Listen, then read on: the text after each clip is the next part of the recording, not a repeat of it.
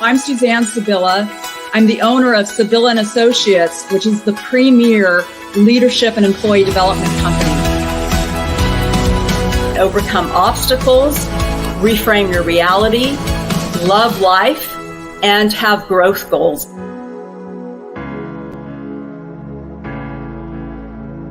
Change and shift your energy. Pivot.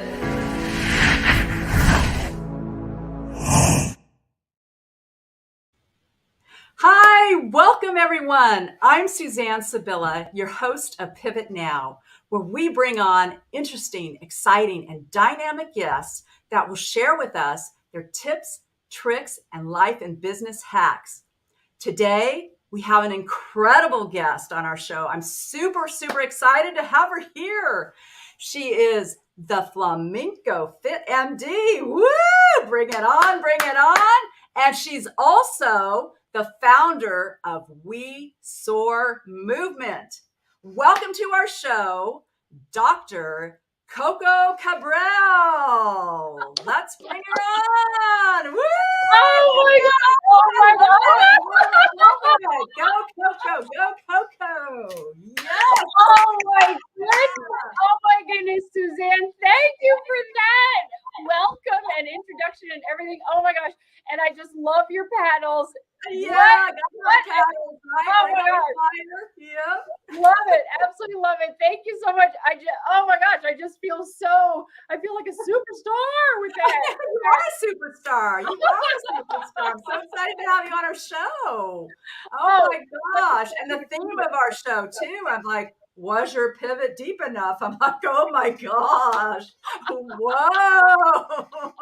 Stay tuned, people. Stay tuned. Oh man.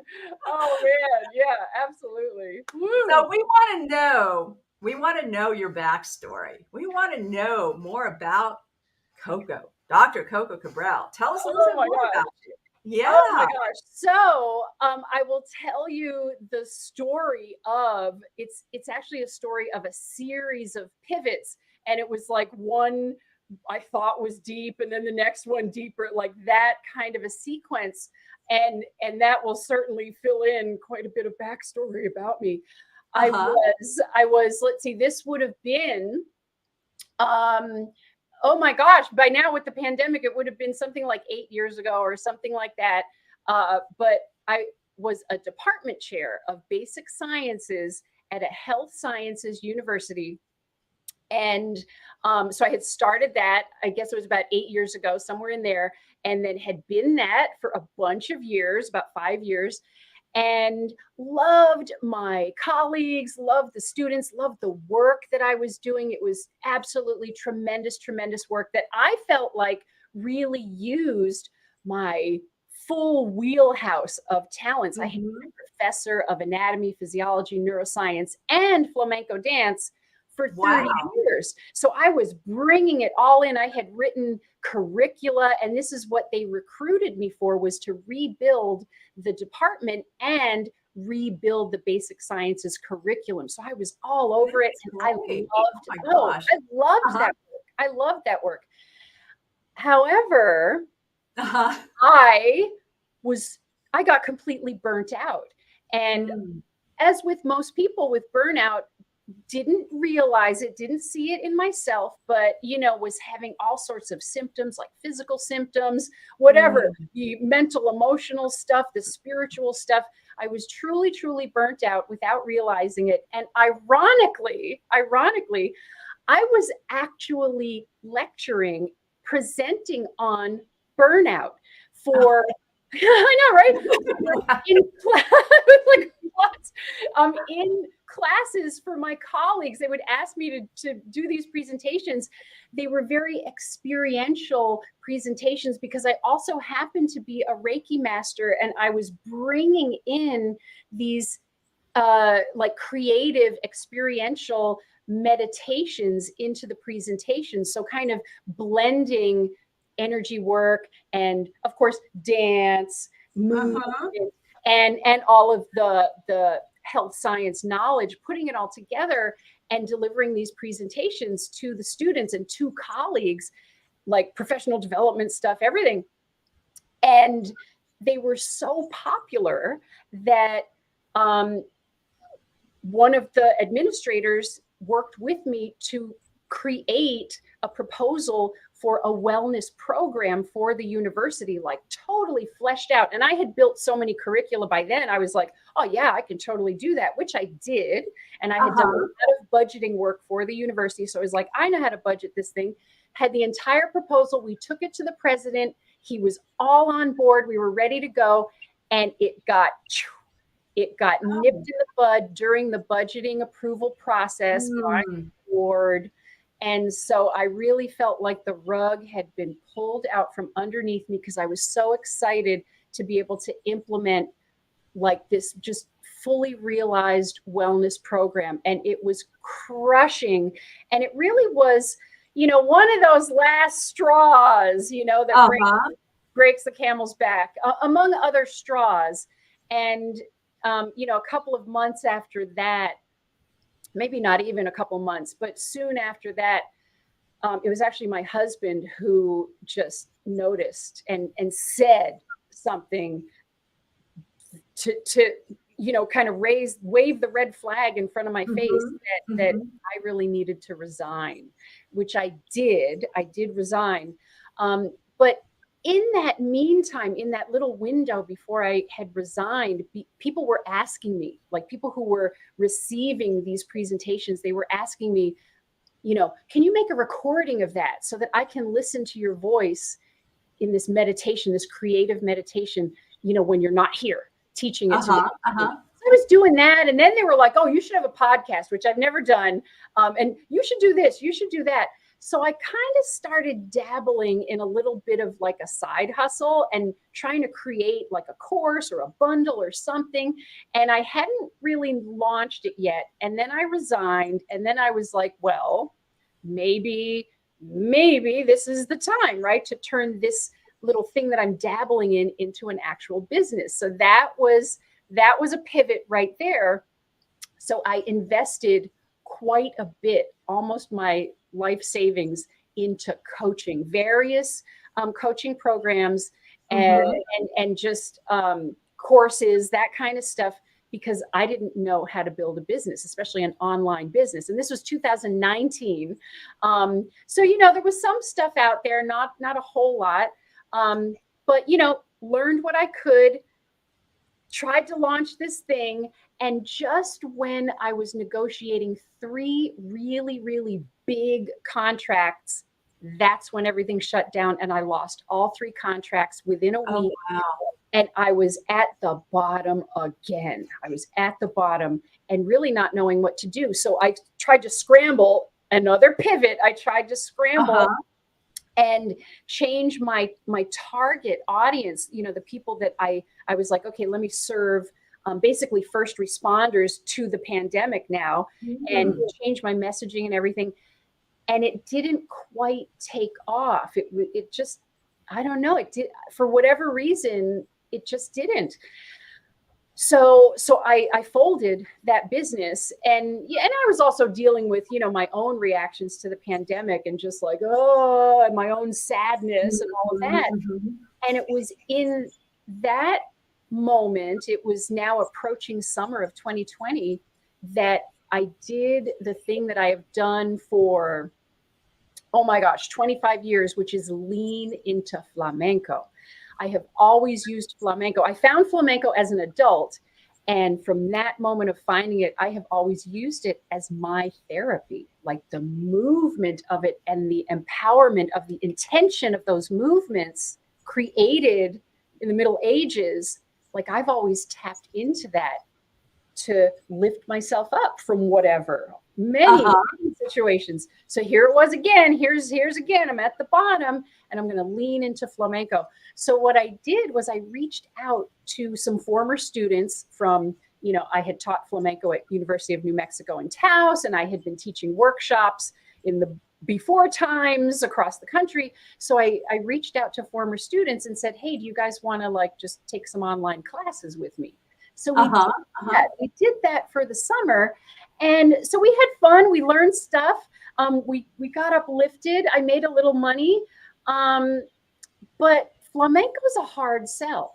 Actually, as much as people love it and it's so beautiful and everything, it's a hard sell when you want to get somebody to actually join a class. And I knew that from before, from when I was performing full-time and teaching flamenco full-time. I knew that I would do a show. People would come up to me after the show and they would say, "Oh, that was so beautiful. I wish I could do that." And I would say, "Come to class." And they would shrink away and become very, and they would say, "No, no, no, I can't do that. I'm too fill in the blank. I'm too old. I'm too fat. I'm too awkward. I'm too shy. I'm too busy. I'm too much in debt. I'm too," whatever was the excuse.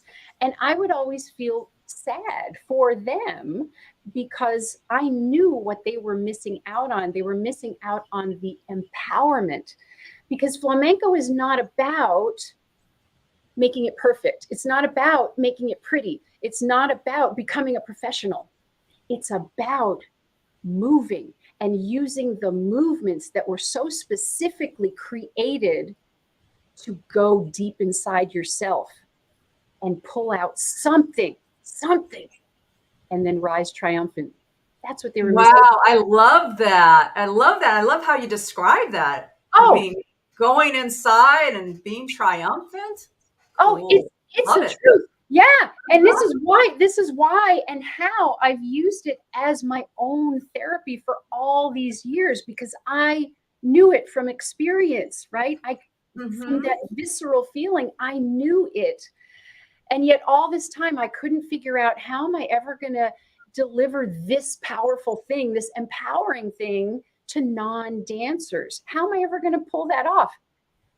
And then there I was, summer of 2020. And here was my opportunity. So I pulled together everything. Talk about, like, I thought before, when I was a department chair, I thought at that time I was using my full wheelhouse. Now I was going to use my full wheelhouse. So I pulled together flamenco first, and turned it into fitness. So you didn't have to have and you don't, because I still have this business, but you don't have to have the shoes. You don't have to have the hair and makeup. You can have this if you want. You don't have to have the dress. You can if you want. And you don't have to feel intimidated by a dance class. It's just, we're going to movement class. We're going to move, right? We're going to move. You don't even have to call it an exercise class. Some of my clients don't even like exercise, but they're like, "Oh, but I love this." So I pulled that all together with anatomy, physiology, neuroscience, injury prevention, injury recovery, cancer recovery, all of these things, pulled that all together, plus energy work, plus visualization, pulled it all together. And I did a 5-day free workshop, started the day after Thanksgiving 2020. I just reached out to friends and family on Facebook. I was like, I don't even know if anybody's going to show up. Maybe just the people who feel sorry for me, right? They're going to show up. And I didn't have an Instagram account. It was just all my personal, family photos. Yeah.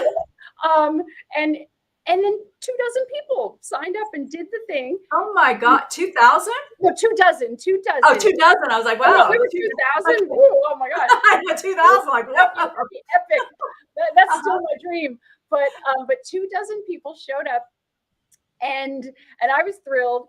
And from that, 4 people jumped on board, were begging me to be founding members of a new program. So then I was like, oh, now I have to build something. Right? I would actually like to do something.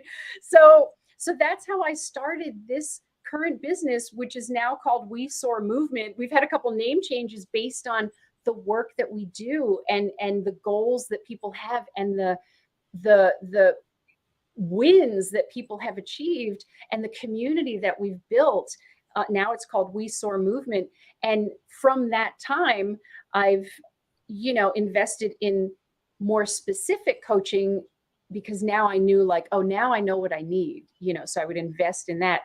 So that's kind of the series of pivots that have gotten me to this point with this business. Wow, amazing. I love how you blended all of your skills, experiences, and like you said, your true wheelhouse. I love Mm, that. How you blended, your background in anatomy and physiology and the sciences, and then also energy work in terms of Reiki, and then also with the flamenco. I mean, that's really incredible. That really is. And to build a business with it.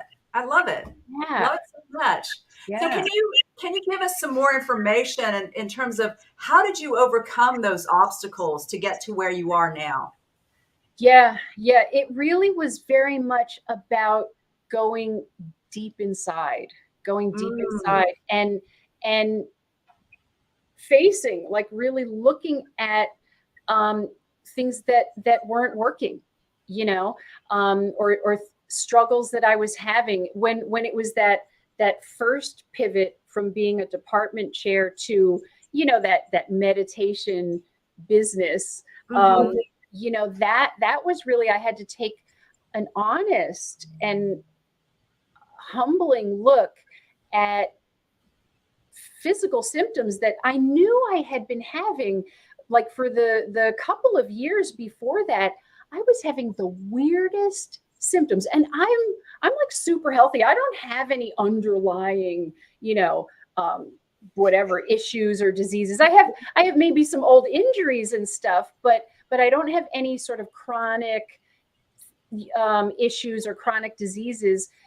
And yet I was having bizarre symptoms that would trigger, of course, as an MD, when I have a symptom, it triggers, the thoughts into like, oh, this is the worst thing it could be. We better rule that out. Right. Mhm, So mhm. I had basically every body part scanned over the course of a couple of years. I also had a retinal tear that happened, and it was like, where did that come from? Like weirdo stuff. And I would go into these scans, or like a stress test for my heart or something like that, right? And I was at the time, what, early 50s or something. So, and I would walk in, and the techs, without fail, they would kind of look me over, kind of look up and down, and what are you doing here? Mm. And they would double check, and be with, right? And Uh-huh. that's you. Um, but yeah, they were just, why are you here? Well, because I'm having chest pain, or well, because I'm having these stabbing headaches right here. All these, well, because I'm having this pain, and the previous gallbladder test was nothing, and there's got to be something in there. All weirdo stuff. Wow, it's amazing how stress can impact the body, Right, right? The body, the mind. I mean, it's really, yeah, yeah, right. how it appeared in all these different forms, or yeah, kind of. Exactly. So, but it was, it was hard to face that. But you really, when these things happen and you kind of hit bottom, it's like, whoa, that's when you have to really be honest with yourself and Mhm. look at it and say, okay, I have to first accept it, that it's here, it's existing, and then embrace that. And this is kind of where flamenco comes in for me. Embrace that, the way that those ancient flamencos embraced their situations. In the Middle Ages, they were hiding in caves in southern Spain Mm. because they were being persecuted. And so they had lost their homes, they had lost, family members, loved ones, and hiding in these caves. And they created flamenco. It started as just the song, not even the dance. And then the movements were created to complement the song. And but they created it as a way to help them to embrace how hard their lives were, and turn it. It's almost like transmuting it into something actually beautiful. It might not be pretty, right? Mhm. But it's beautiful in its brokenness, right? It's beautiful. And so this is the place where I go every time I hit rock bottom. Uh-huh. Go to that place, find some movement in there, and it might not be pretty, right? But it might be beautiful in a broken way.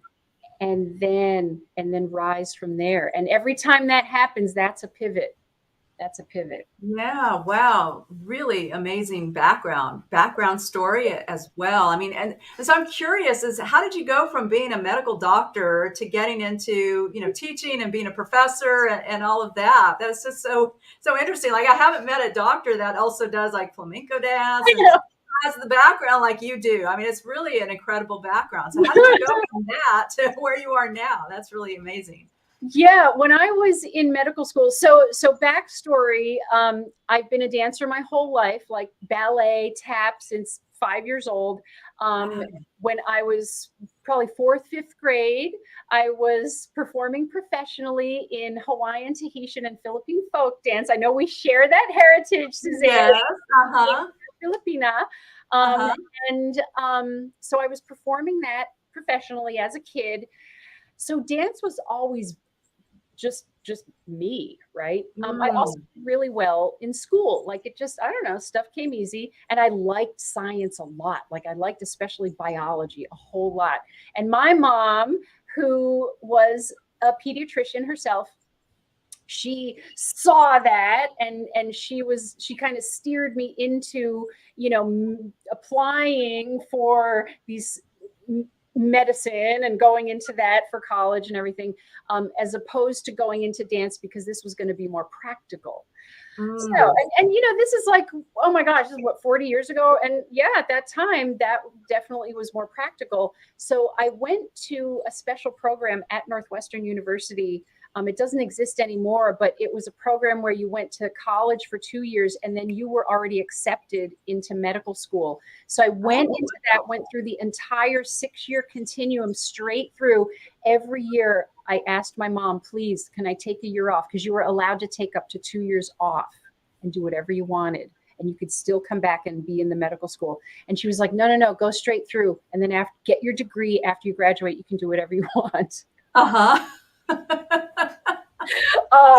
And so I hit senior year and I was so confused that I took my fall semester, and instead of doing a rotation in the hospital, I signed up to be a TA in the freshman gross anatomy labs, and I loved it.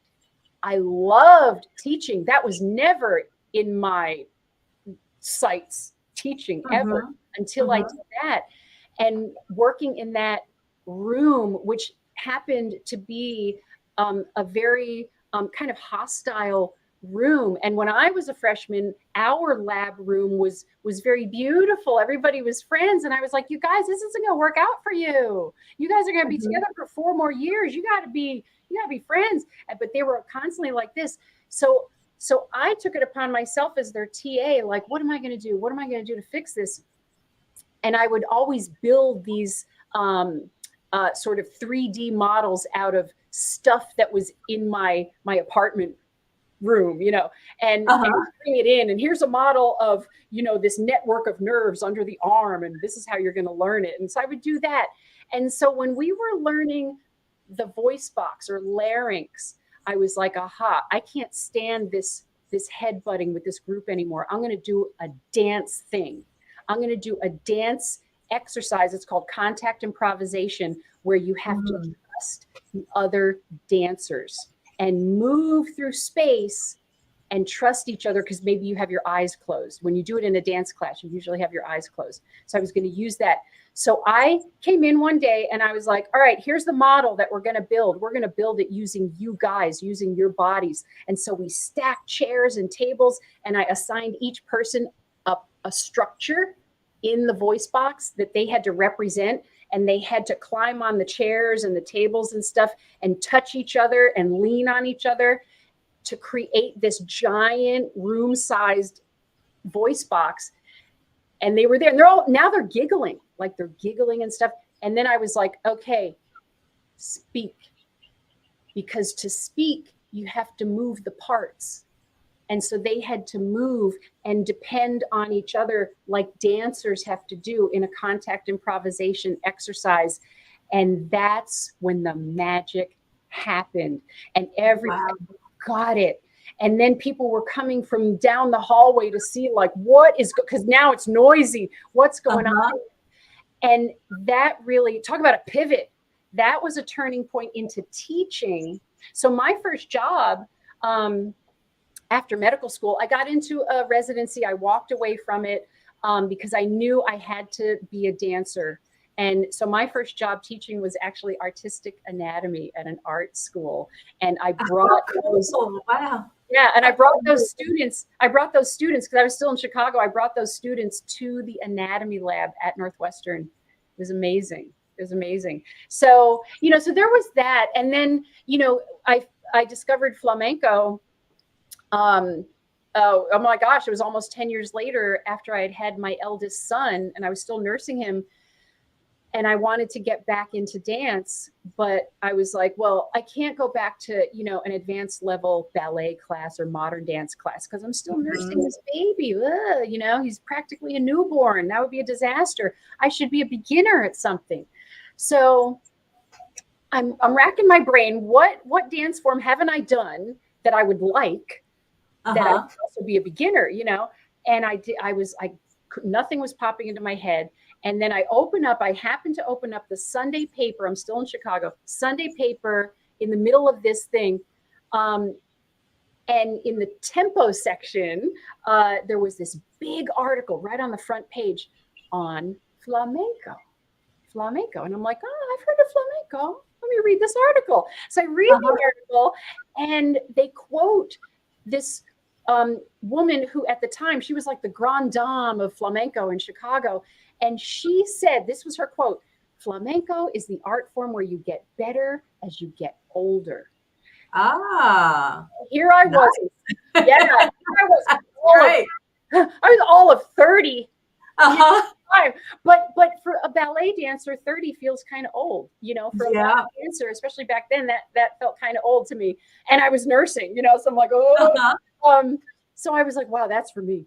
That's for me. So I look in the yellow pages because that's how long ago this was. That's how it was back then. Yellow pages, newspaper. Physical yellow pages. Here I am.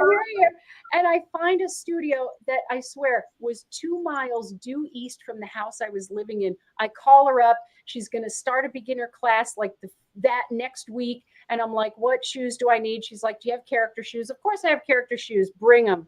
And that's when it started. Wow. Love it. That's such a great story. I mean, wow. Love that. It's amazing. Really amazing. I mean, I'd love for you to be my teacher. Wow. Professor. I mean, that's so creative too. So creative. Oh yeah. That's how I teach. That's how I teach is, bringing it all together, whatever I can bring together to serve what is happening in that group or what is happening if it's one person, like as a coach, if it's one person, what's happening inside, that one person's head, so, or heart or, anything. So, or body. So yeah. That's great. So we have this part of our show, we call it 3, 2, 1, go.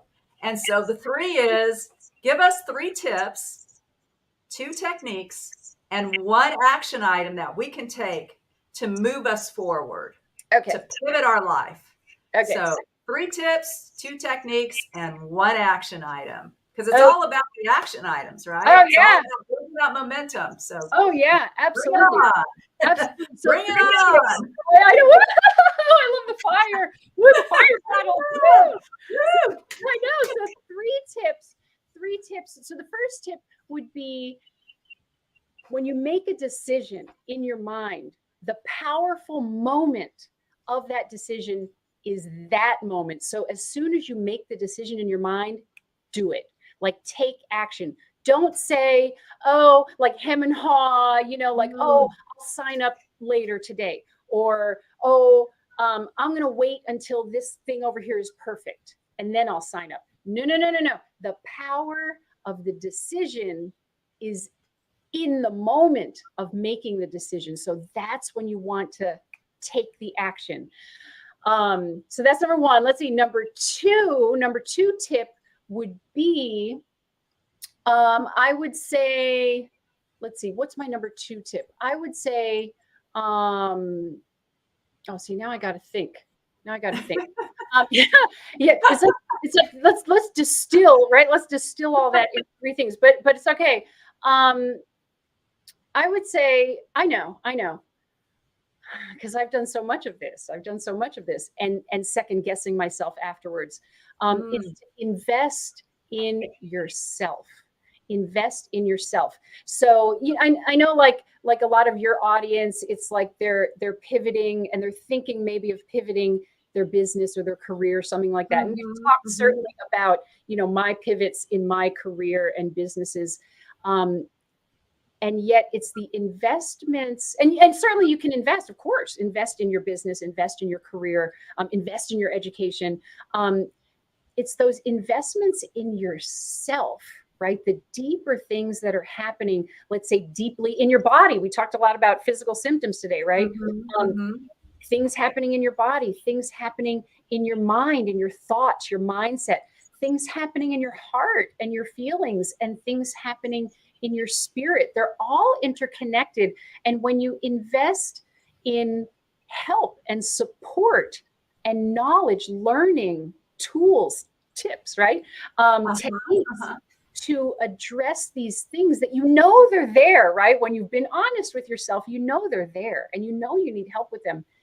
Invest in those things, because that work that you do and that uplift and rising from that bottom, that will ripple outward directly to your business, to your career. So that's where you want to invest. And then I would say the third tip is, this is something I've actually been working on actively recently, is to have faith. Have faith. This has been such a hard one for me, and I've really embraced it recently. And it's have faith in whatever word you choose. My word happens to be God. Whatever is your word for God, have faith in, I'll use the word God, that God will put the people, the situations, if it's the finances, the opportunities, the whatevers, right? The whatevers into your path right at the moment when not only you need them, but you're capable of using them. And it's by having that faith and that belief, and then you let go. You let go of your desperation for the result. That's when it all appears, right? It's when so true. I love that. I love that, Coco, because that is so true, is to have that faith. Because a lot of times, I work with so many different clients, and a lot of times they say, well, I don't know the how. Like, I don't know how I'm going to go about doing this. Like, they have an idea or a vision for their business, or they have a vision for what they want in terms of their life. And they always ask me, but I don't know the how. I don't know how I'm going to go about doing it. And I always say, trust it. Like, trust your vision of what you want, and the how will appear. The how will appear. Like, you'll find the resources will come to you. Those people, those places, those tips, that they'll start to come to you. Right. It's just, you need to stay focused on what that vision is for your life or for your business. Stay focused on that and take momentous action, like action every day towards that goal. And not just be a dreamer and say, oh, this is what I want. I want to build this business. And, how are you going to go to it, right? Take the action. So I love what you said about that, is having the faith. What else can you provide to us in terms of the Let's see. So I know you said 3, 2, 1. So we did 3 tips and then 2. Wait, what were the 2? 2 techniques. Oh, excellent. Okay, so 2 techniques. I would say, okay, first is move your body. This is really tapping into that ancient flamenco way that they handed down to us and that I have used, right, to get myself out of almost all situations, right, is to move your body first, and then sense your body, and that will give you that gateway into your mindset and your feelings, and then you can address those. Move the body first. It's a simple and direct gateway to all the deeper stuff. And then technique number 2 is to find a rhythm. This again is leaning into flamenco. Find a rhythm, and it might be a musical rhythm, sure, but maybe it's a life rhythm. Maybe it's a rhythm in your schedule. Maybe it's adding something new to your schedule and sticking to it, right? And making it a part of the rhythm of your routine, a rhythm of your daily life, your weekly life, your business life, your career, whatever, right? Your family life, all the lives, right? Finding a rhythm somewhere, somehow, with something, some tool, and sticking with that rhythm, being so consistent with it, even when it's hard, even when you want to, even when you want to turn off the music, even when you want to skip that workout, even when you don't want to, cook a meal again, right? You don't want to do it. That's when you do it. That's when you do it. And by staying over time, you will feel the shift from, let's say you're afraid of something, right? Or timid about something, or you're not sure you want to start something, right? Whatever, or something's going wrong in your body and you're afraid of it, right? There's a shift that'll happen if you stick with the rhythm and you shift from the fearful place to being empowered. There's a shift in there. So stick with the rhythm. Those are my 2. Love it. Love that. Wow. That's gold right there. That is pure gold. I mean, I love it when you said about the movement, because that is so true. I mean, I work with a lot of clients, many of them that are depressed or anxious or fearful. And I always say to them, what do you do in terms of movement? I mean, that could be like going for a walk outside, going for a hike, going for a bike ride, doing flamenco. I mean, whatever it is, but do something with your body, like get into a movement, because that actually creates that physiological state. You can create that physiological state and that energy. So when you move your body. So I love what you said about that. So cool. Oh, so yeah. great. Oh, yeah. Oh, yeah. That's when quite literally, like, we're built this way. That's when the pleasure hormones and neurotransmitters are released. And that's the job of our internal built-in, right? Not coming in from the outside, built-in pleasure hormones and neurotransmitters. That's their job, is to allow us to feel pleasure, right? And so we want that, right? We're addicted to that. This is a good addiction. This is a good addiction. And it's by moving that it gets released. That's how we're built. But you got to put in the move first. You got to do it first, and then the body will respond. The body's a miracle. The body will respond. Yeah. So listen to the doctor. The doctor, right? Consistency too. I love that you talked about consistency, consistent action. That's great. So one action item that we can take to move us forward. Oh, yeah. So for an action item, because I am the Flamenco-Fit MD and my programming is SOAR movement, I thought we should, walk the talk, right? And I'm going to show you an actual movement. I'm going to come off of my chair so that my arms, because I'm going to bring my arms overhead, so that my arms will fit into our square here. So I'm just kneeling, kneeling on my studio floor. But comfortable. But anyway, what we're going to do is just have some nice uplifted posture, like up in the collarbones here. And we'll take our arms, and with a big breath in, we're going to sweep the arms up overhead. And then I'm going to scooch down a little bit with nice long elbows. Get in touch with these fingers. And now grab something. And you can have your fingers be kind of artful there. So these, when we kind of do this in the wrists and the fingers, these are actually called flamenco flowers.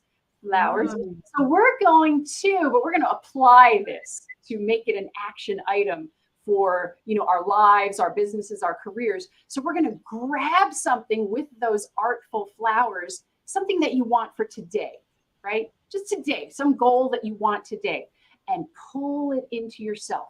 Kind of snuggle it in here. We're going to pull it in, try to snuggle in. And now we're going to do it one more time. So sweep the arms out.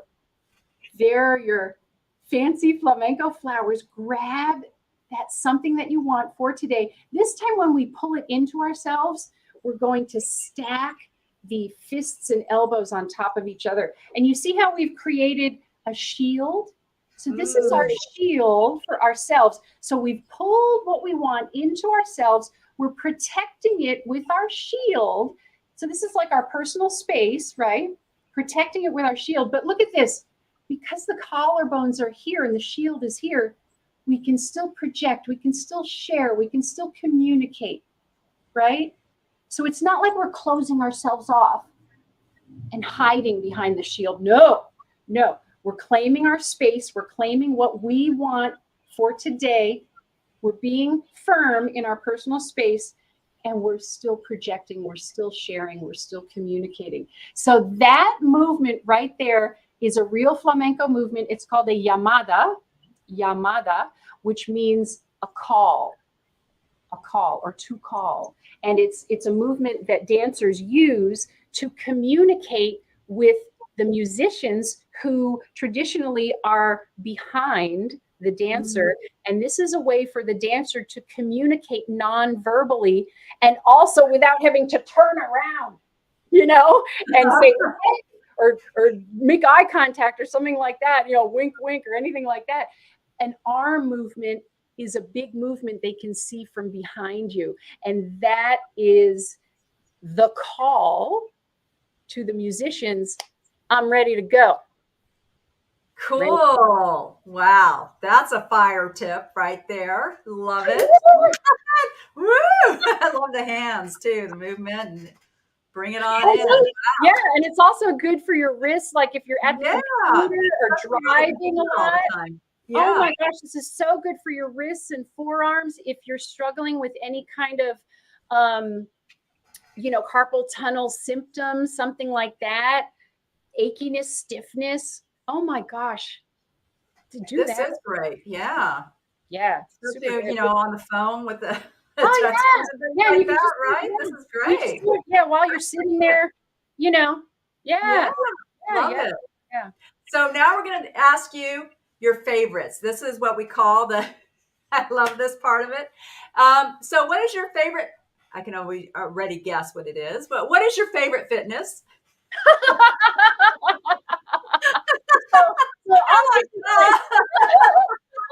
I've got to ask you though. I know, right? I know. We got to be consistent. We ask all of our guests, what's your favorite fitness? So we already know what yours is. But I'll give you this because I'm also a firm believer in cross training. And so after flamenco, my favorite fitness is actually running sprints in the sand. Oh, wow. Yeah. Wow. So, and I think a lot of people, unless you've heard me talk about it or seen me post, clips of myself, a lot of people wouldn't know that's one of the ways that I cross train. So, and I love it. Yeah, especially at the beach. Wow, build those build those calf muscles, right? That's quite a workout in the beach. So, what is your favorite fun? Favorite fun? Oh, actually, my favorite fun is going to the beach. Going to the beach. Yeah, sounds great. Love it. How about your favorite film? Oh, favorite film. So I got two. Animated, and because we have two categories in my mind. Animated would be My Neighbor Totoro, and which is a Hayao Miyazaki Japanese film, and then not animated would be, oh my gosh, not many people know this, would be Ever After. It's kind of an older film. Not old, but from I don't know what, maybe it was around the time I discovered flamenco, somewhere in there. So that's why you like it, right? And then the last one, what about your favorite food? Anything chocolate. Oh, yeah. Gotta love chocolate, right? Who doesn't love chocolate, right? Yeah. And the last one, favorite find. Your favorite find. Oh, okay. Favorite find. I'm a big secondhand shop, vintage shop person. Uh-huh. And my all-time favorite find, I have so many, but my all-time favorite is a vintage red ruffle Kate Spade bag that I found perfect mint condition at a Chicago secondhand shop only a few years ago, maybe Wow. 2018-ish or something. Yeah. Sounds cool. Yeah. And the ruffles. Uh-huh. Muy flamenca. I love it. So any closing thoughts for us? Any closing tips, techniques, any? I would say in closing, don't be afraid to go deep. When you hit bottom, don't be afraid of that place. Don't be afraid to be in that deep, oftentimes dark place, where you feel lost and you don't know the how, you don't know, maybe you don't know the why, right? And you feel kind of lost and you feel like everything's falling apart, physically, mentally, emotionally, spiritually. And don't be afraid of that place, and tap into something that you can embrace that will help you, to embrace that place and stay with it. Like I said before, move your body, keep moving your body, even when you're low. I would say, especially when you're low, move your body. That'll help you to open up in the mind, in the feelings, right? In the spirit, and stay with it. Find a rhythm with something to get yourself up to the top, and have faith that you will rise as long as you, right, stick with these things as hard as it gets, as scary as it gets. Let go of the fear, let go of the desperation, for an end result. Trust it, have faith in it, and you will rise. Love it. That gets a heart. Love it so much. Yeah. And so, where can we find you? I mean, we'll have all your social media channels after this. Let us know where we can find you. Yeah. So my website is www.wesoarmovement.com, and SOAR is SOAR, as in flying. And my Instagram is the same, We Soar Movement.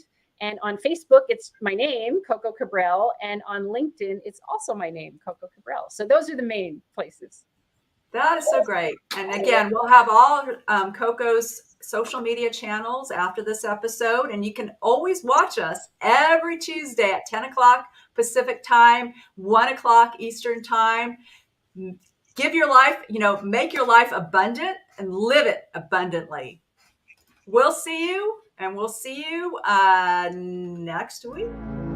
Change and shift your energy. Pivot.